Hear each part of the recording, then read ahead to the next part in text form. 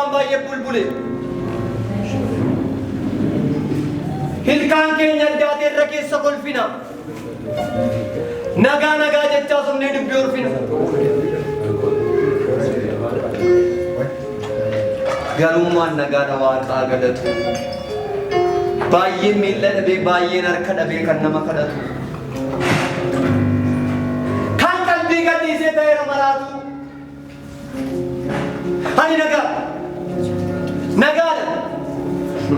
Nagaa bitan. Ani nagaa miti. Maal akkamitti naayee nagaa ta'a? Reeffa nama meeqaatu kunno bakkee ta'a? Nagaa miti ana. Kiristaana jechuun gaafa kibbaa du'ee, gaafa lixaa du'ee, gaafa ba'aa du'ee, gaafa hundumtuu gaddu.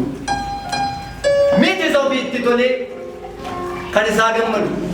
Kiristaana jechuun tapha san kookkolee akkamte ollaan koo jedhee isa gaafatu. Isatu nagaa.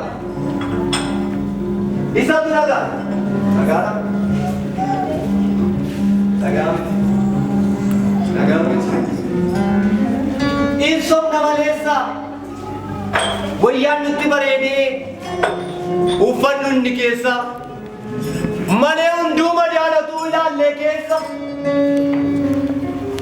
lubiyyuu rakkatee bulchaan waldaa keenya nagaadha jennee immoo somnee biyyaan keenya faarfataan akkas inni raaju gubate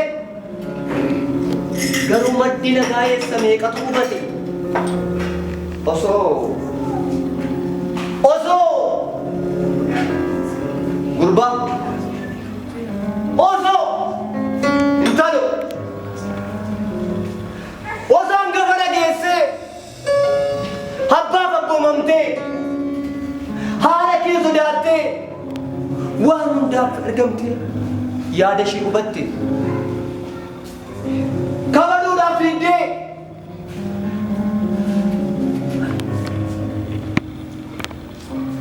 nagaa faarfannaa kee kan qabnu yookiinis lallaba fuuldurayyuu teenya kan keenya jaqaba nagaa nagaan kanaaf bade abboomamuun dhibe